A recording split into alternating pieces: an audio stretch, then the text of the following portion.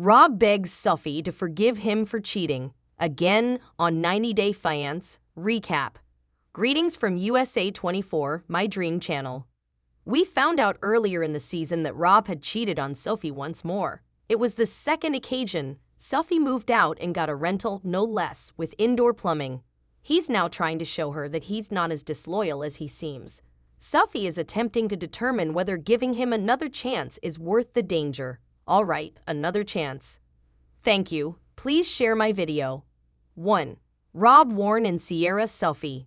90-day partner Sophie is pictured in Season 10, Episode 7, at her modest yet elegantly decorated apartment. Producers hear her explanation of her mental state. Rob has been messaging her, begging her to get in touch with him.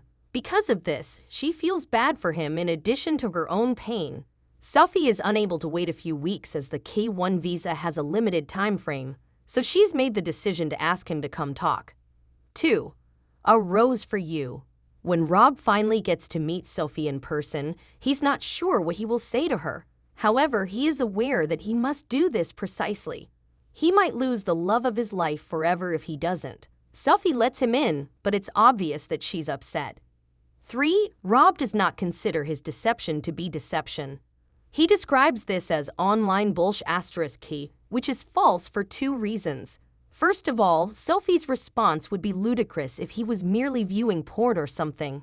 However, since he was engaged in a real conversation, that was untrue. It is not at all the same as receiving offensive footage from someone you're conversing with. It takes place online. Rob and Sophie initially connected online, which is the second problem. Was that bullshit on the internet too? 4. Sophie is unable to erase what she saw. It aches. Not only had Rob cheated, but she had warned him that she would leave him if he repeated the same behavior. Here he is once more. If he goes over everything in detail, as he did on the tell-all, perhaps we'll be able to comprehend his point of view better. For the time being, Rob seems to have simply assumed that she wouldn't catch him, and just to be clear, if she hadn't spied, she wouldn't have. Which in retrospect, she ought not to have done.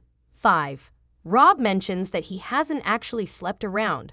Sophie claims to believe him. Rob begs her to give him one more go. He observes that since her arrival, he has only been faithful to her. However, she was just here a few while ago. Rob claims that their distance from one another was an issue, but these sound like begs and excuses. 6. In what way can Sophie now trust Rob? He makes an effort to reassure her that nothing more is happening. If this was all there was to it. However, Sophie acknowledges that she never would have come if she had known about this while she was still in England. She would have allowed the second betrayal to cause the K-1 visa to expire. In actuality, it took a while to resolve the initial instance of online cheating. 7. It required a year the first time. Sophie hasn't got a year to learn to trust Rob once more. The US government, via the K-1 visa, set the time frame for her and Rob's marriage, not them. Thus, they have less than 3 months to tie the knot or call it quits. While all of this is going on, Rob continues to justify himself and says he's sorry. It is strange to say, it could have been a lot worse. Thank you for subscribing to my channel. 8. It appears like things are becoming warmer. Although Sophie seems to be dissatisfied with Rob, she does not despise him. He cozies up to her after they exchange some admirable banter. It appears that he will be given another chance.